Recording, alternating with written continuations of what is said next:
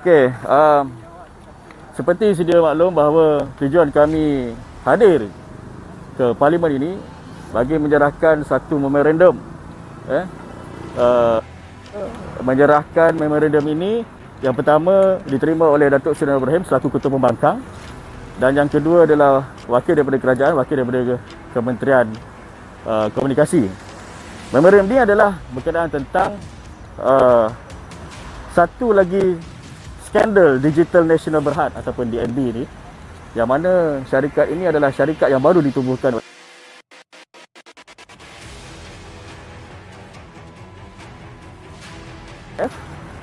di mana syarikat DNB ni dia menjadi orang tengah.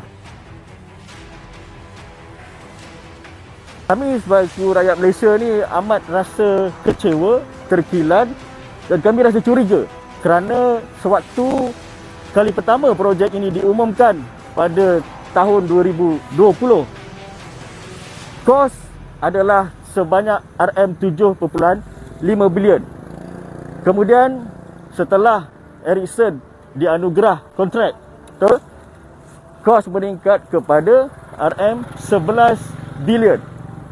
Dan kemudian pengumuman CEO DNB sendiri mengumumkan bahawa kos yang terkini yang saya boleh beritahu adalah sebanyak RM12.5 bilion.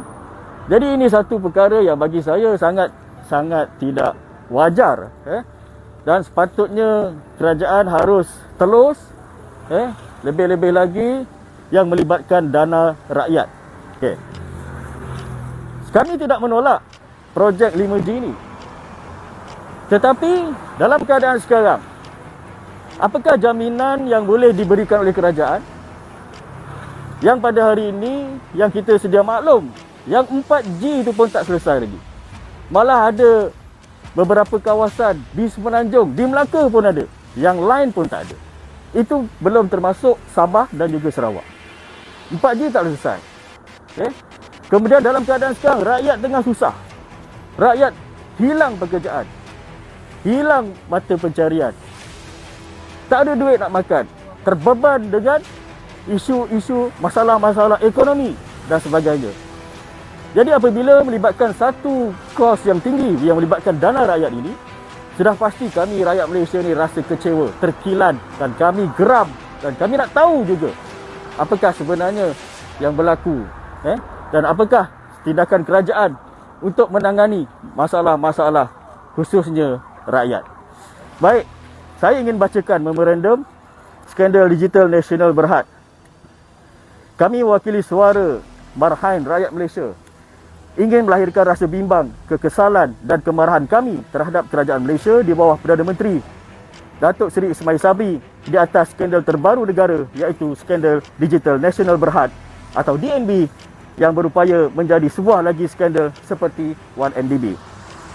Pada Januari 2020, Suruhanjaya Tenaga Komunikasi dan Multimedia, Suruhanjaya Komunikasi dan Multimedia SKMM telah mengeluarkan laporan Task Force 5G yang menyediakan langkah dan cadangan bagi pelaksanaan 5G dengan jagaan kos berjumlah RM7.5 bilion. Kemudiannya, Menteri Komunikasi dan Multimedia Yang Berhormat Saifuddin Abdullah telah menganugerahkan spektrum 5G kepada 5 syarikat telekomunikasi ataupun Mobile Network Operators dalam singkatan di MNO pada Jun 2020. Walau bagaimanapun, tiada sebarang penjelasan diberikan kepada syarikat telekomunikasi tersebut sama ada spektrum ini adalah bersifat kekal, sementara ataupun untuk tujuan ujian semata. Pada Februari 2021, Kerajaan Perikatan Nasional mengumumkan Malaysia Digital Economy Blueprint ataupun My Digital, di mana sebuah syarikat Special Purpose Vehicle SPV akan ditubuhkan untuk mengendalikan program 5G negara. SPV tersebut telah ditubuhkan pada Mac 2021 di bawah Menteri Kewangan diperbadankan MOF Inc. bernama Digital Nasional Berhad ataupun DNB. Penubuhan agensi ini dibuat semasa Malaysia masih berada di bawah ordinan darurat. Malahan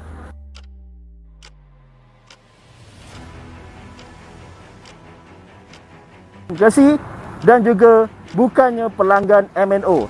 Selanjutnya, DNB telah melantik Ericsson sebagai kontraktor infrastruktur dan software pada bulan Julai 2021.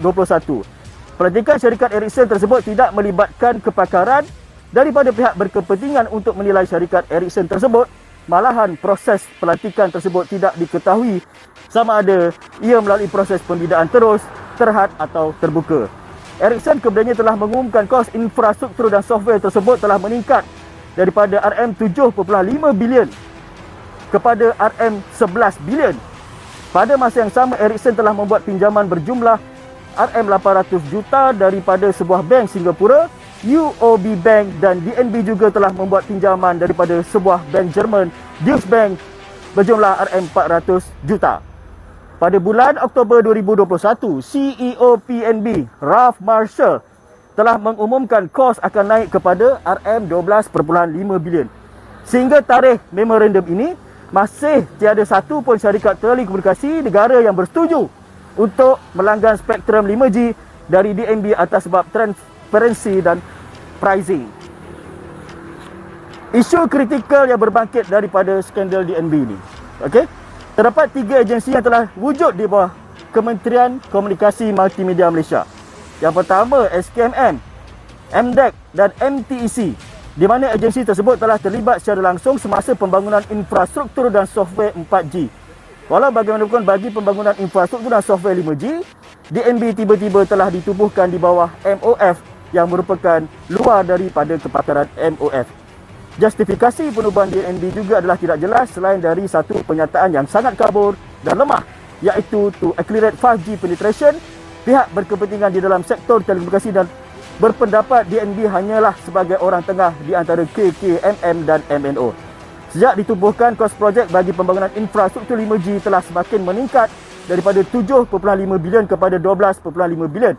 Kos projek yang meningkat tanpa penjelasan atau perincian terperinci di mana pembiayaan ini akhirnya akan keluar daripada taxpayers money. DNB telah mengumpulkan hutang sebanyak RM1.2 bilion, iaitu RM400 juta campur 800 juta melalui Ericsson sejak penubuhannya pada Mac 2021. Sedangkan DNB tidak mempunyai sebarang aset maupun bisnes bagi melunaskan pinjaman tersebut. Tiada sebarang konsultasi dan perbincangan dibuat dengan pemain-pemain industri negara berkaitan dengan penubuhan DNB dan model single wholesale network.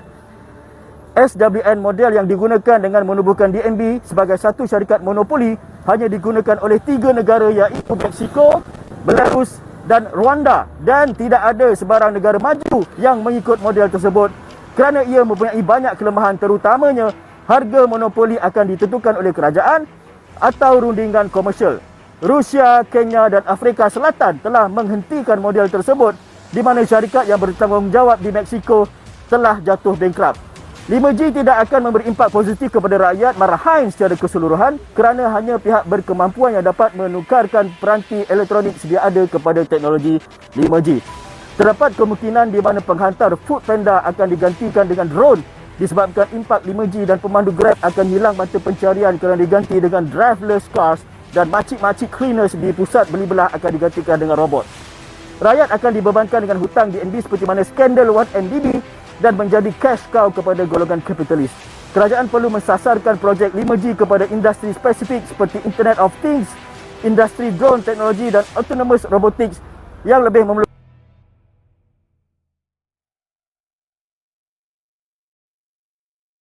Boleh caption tak? Boleh baca tuntutan tak? Tuntutan kami, okey.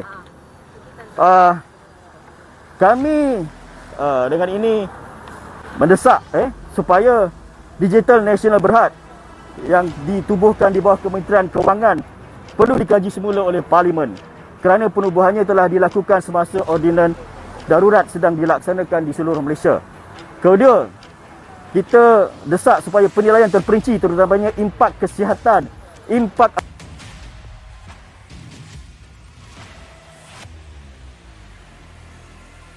dan kami mahu tahu kos sebenar bagi pembangunan infrastruktur teknologi 5G dan kos penubuhan DNB perlu dibentangkan di Parlimen, terutamanya apabila rakyat sedang susah di atas peningkatan harga barang yang mendadak tanpa sebarang intervensi daripada kerajaan. Dan yang terakhir, kami mendesak supaya kementerian bertanggungjawab membuat penyebaran maklumat yang telus dan menyeluruh termasuk perbincangan terperinci dengan pihak berkepentingan, pemain utama industri dan orang ramai bagi mengelakkan sebarang ketirisan berlaku bagi pembangunan infrastruktur 5G di seluruh negara. Right, terima kasih. Mungkin nak tambah. Dia ada tambah sikit. Kita nak baca yang poin yang terakhir tadi tu. Yang ni tak boleh baca. Yang ni penting. Yang penting. Kena tambah. Kena baca. Yang ni Ni satu, dua, tiga. Okey. Satu lagi, ini berkaitan tentang politik sedikit di mana projek DNB ni umum mengetahui bahawa ia dilaksanakan ataupun DNB ni ditubuhkan ketika darurat di mana Tan Sri Mahyadin ini yang terlibat yang melakukan kenyataan untuk menarik sokongan kepada kerajaan Malaysia sekiranya projek pembangunan infrastruktur 5G tidak diteruskan, yang menunjukkan terdapat agenda tersembunyi daripada beliau, apatah lagi Tan Sri Mahyadin yang meluluskan DNB sewaktu darurat tanpa pemantauan ataupun check and balance di Parlimen. Dan Tan Sri Mahyadin juga pernah gagal dalam projek OneBistari.net ataupun OneBistari.net dahulu, begitu gelojoh ingin menubuhkan DNB dan melancarkan projek 5G, malah begitu sensitif apabila ada desakan supaya DNB dibatalkan, sedangkan ia mungkin dapat menyebabkan kos dan mengurangkan beban kepada negara. Terakhir sekali, Tan Sri Mahyadin juga menyokong penubuhan DNB dengan mengatakan terdapat implikasi serius dari aspek kewangan dan perundangan ke atas negara dan DNB sekiranya sebarang pelanggaran atau penambatan kontrak disebabkan oleh penukaran modal. Namun begitu, apabila masih terdapat soalan yang tidak diperjelaskan oleh kerajaan Malaysia dari segi kos, objektif penubuhan, pelaksanaan yang telus dan tergesa-gesa yang menimbulkan keraguan siapakah sebenarnya yang mendapat manfaat daripada projek ini. Itu sahaja daripada kami dan kita minta supaya kerajaan atau parlimen untuk jawab. Terima kasih. Alright.